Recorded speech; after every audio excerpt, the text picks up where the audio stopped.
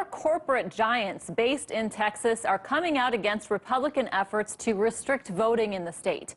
AT&T, Dell Technologies, and American and Southwest Airlines have all now expressed either opposition to specific legislation making its way through the Texas Capitol or support for voting rights. The Texas Senate passed a restrictive voting bill Thursday that would limit early voting hours, prohibit drive-through voting, and take power away from local election officials. A similar version is moving through the House. The measures are also getting national attention. Our Washington reporter Margaret Chadbourne has more on how the Texas congressional delegation is getting involved.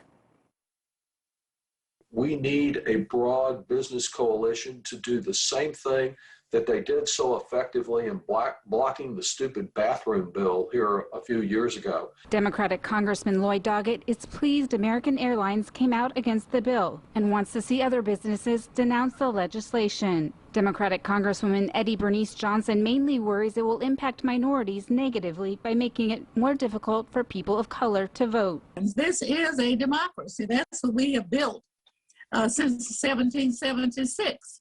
And a democracy does not mean white only. She hopes more companies will speak out against the legislation. I think it's a great possibility of an economic boycott of this state. I will be a part of it if I can be. Republican Congressman Chip Roy spoke out in favor of the companion House bill, which represents progress to him. The idea that efforts to ensure Texans, indeed all Americans, can trust the election process, undergirding our republic, is somehow racist or encouraging voter suppression is itself, in my opinion, offensive. He recommends states should be wary of voter fraud. And let's be clear, fraud is real.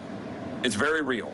But there's no evidence of widespread fraud that has changed the outcome of an election. Doggett says he is most passionate about voting rights legislation over anything else. Because if we are unable to put a stop to this voter suppression in Texas, Georgia, and other places, it will have a really negative effect on the 2022 elections and beyond. In Washington, Margaret Chadbourne, Capitol Tonight.